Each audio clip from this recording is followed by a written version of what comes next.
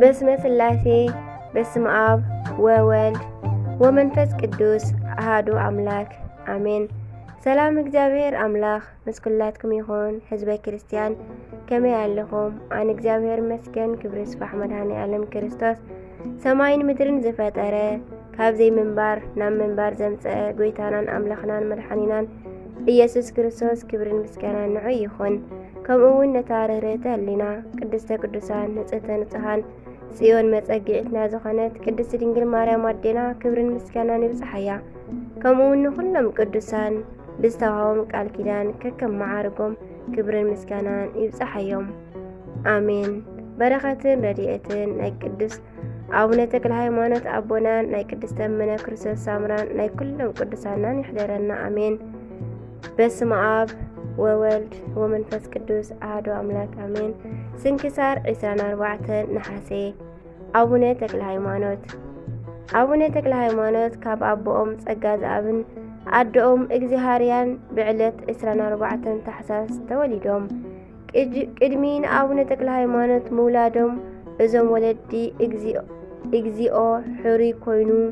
እዚኦም ሕሩይ ኮይኑ ንዕኦም ንአምላኽ ዘስምር ከምናይ ሃናን ኢያቄምን መዕረፊ ዓይኖም ዝኸውን ውላድ ክህቦም ብንብዓት አሰንዮም ይልምኑ ነበሩ። ብሕልፊ ኣብ መበል መልአኽ ቅዱስ ሚካኤል ወርሓዊ ካህናት ድኻታትን ነዳያንን ዓዲሞም የብልዕዎም ነበሩ።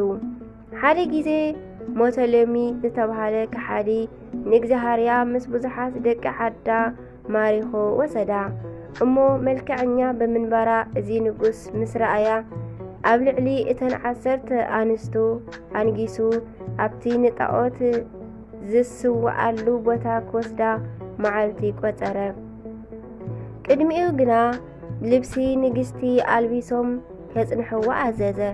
እግዚአብሔርያ ግን ን8 መዓልቲ ዝኣክል መግብን ድቃስን ኣብይዋ ብንውዓት ናብ ኣምላኽ ጸለየትን ንቅዱስ ሚካኤል ተማሕፀነትን።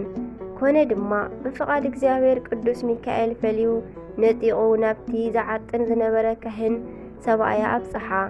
ካህን ጸጋ ዘአብ ዓጢኑ ምስ ወድአ ብልቡ ጓል ነገስታት ትመስል ኢሉ እንዳሓሰበ እንከሎ እግዚአብሔርያ ልብሰ ንግስነታ ኣውፂኣ ሰበይቱ መኻና ነገረቶ። ብሓንሳብ ኮይኖም ድማ ንኣምላኽ ኣመስጊኖም ናብ ቤቶም ተመልሱ። እንሆ በታለይቲ ዓምደ ብርሃን ብጎኑ ከዋኸብቲ ከቢቦም ብሕልሚ ረአዩ። በታ ዕለት 24 መጋቢት አቡነ ተክለ ሃይማኖት ተጸኒሶም 24 ታሕሳስ ድማ ተወልዱ። ድሕሪ 3 መዓልቲ አሃዱ አብ ቅዱስ አሃዱ ወልድ ቅዱስ አሃዱ መንፈስ ቅዱስ ኢሎም አመስገኑ። አቡነ ተክለ ሃይማኖት ኣብ 7 ዓመት ዕድሚኦም መዝሙረ ዳዊትን 81 መጻሕፍትን ምስ ተምሃሩ ካብ ጳጳስ አቡነ ቄርሎስ ማዕረግ ዲቁና ተቐበሉ።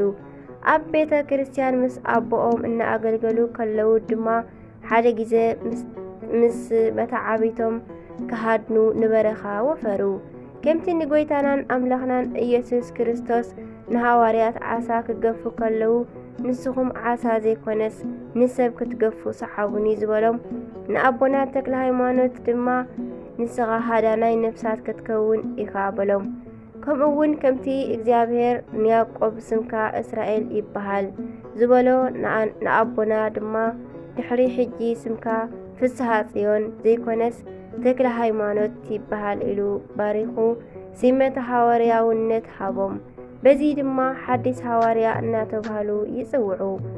አቡነ ቄርሎስ ቅድስናኦም ርእዮም ሊቀ ካህናት ክኾኑ ሸየምዎም።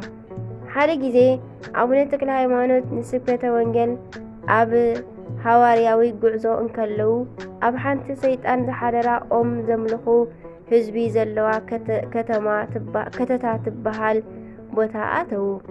ኣቦና ነቲ ሰይጣን ኣብ ቅድሚ ህዝቢ ኣለፋሊፎም ከም ትኪ ኣብነንዎ። እቲ ህዝቢ ድማ ብዓውታ ኣምላኽ ናይ አቡነ ተክለ ሃይማኖት ንኣምን እናበሉ ኩሎም ተጠምቁ።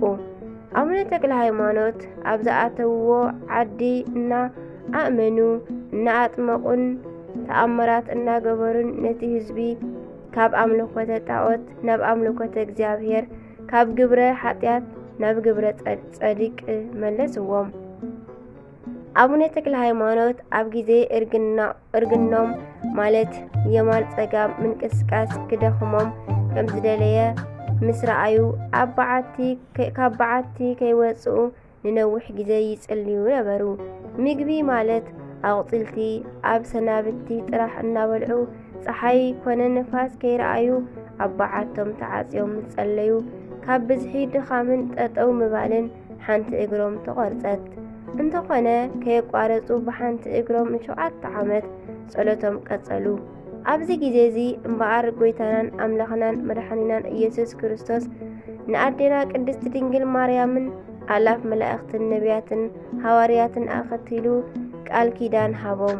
ብስምካ ዝክር ዝገበረ ቤተ ክርስቲያንካ ዝሰርሐ መባእን ካልእን ዝተፈላለየ ብስምካ ጽድቂ ዝገበረ ናይ ዘለዓለም መንግስተ ሰማያት ከውርሰ እየ ኢሉ ሰማይ ዓረገ። አቡነ ተክለ ሃይማኖት ዕለት ዕረፍቶም ከም ዝበጽሐ ፈሊጦም ነቶም ደቆም ሓደራ በልዎም። ኣብ ክንድኦም ከዓ ኤልሳዕ ዝበሃል ሸመሎም 99 ዓመትን 1 ወርሕን 10 መዓልትን ዕድመ ምስ ገበሩ ብዕለት 24 በዛሎም መዓንቲ ነሓሴ ጎይታናን መድኃኒናን ኢየሱስ ክርስቶስ ተገሊጹ ድኻምካን ገድልኻን ኩሉ ተቐቢለዮ እየ ዕረፍትኻ ኣኺሉ እዩ እናበሉ ነብሶም ካብ ስጋኦም ተፈልየት። መላእኽቲ ድማ ክቡር ሞቱ ለጻድቅ ቅድመ እግዚአብሔር ሞት ጻድቅ ኣብ ቅድሚ እግዚአብሔር ክቡር እዩ ዘጸመወ ብዓለም ይሃዩ ለዝልፉ ኣብ ዓለም ዝጻመወ ንዘለዓለም ይነበር። ስብሃት ለእግዚአብሔር በሰማያት ወሰላም በምድር ምስጋና ንእግዚአብሔር ኣብ ሰማያት ሰላምውን ኣብ ምድሪ ኣብ መንጎ ደቂ ሰባት ኢሎም እናዘመሩ ተቐበልዎም። ጎይታናን ኣምላኽናን መድኃኒናን ኢየሱስ ክርስቶስ ድማ 7 ኣኽሊላት ሃቦም። ንሳተን ድማ ምእንቲ ሃይማኖት፣ ምእንቲ ከም ሐዋርያ ዜርካ ምስባኽካ፣ ምእንቲ ክዕወት ደምካ፣ ጣዖት ስለ ዘጥፋእካ፣ ኢየሩሳሌም ስለ ዝነገድካ፣ ምእንቲ ስብረተ ዓጽምኻ፣ ምእንቲ ድንግልናኻን ንጽህናኻን ከምዚ ኢሉ ናብ ዘለዓለማዊ ዕረፍቲ ኣእተዎም። እግዚአብሔር ኣምላኽና ብጸሎትን ቃል ኪዳንን አቡነ ተክለ ሃይማኖት ይሓልወና አሜን። ዝወደቐ ዝነጠበ ብኣፈ ቅዱሳን ትጉሃን መላእክት ይተኣረመለይ አሜን። ካባና ካብ ቀልጣፈ ዝጎደለን ተለኻኒ ኣብ ኮመንት ጻሕፍለይ ኣነለ። ወስብሐት ለእግዚአብሔር ወለወላዲቱ ድንግል ወለመስቀሉ ክቡር አሜን።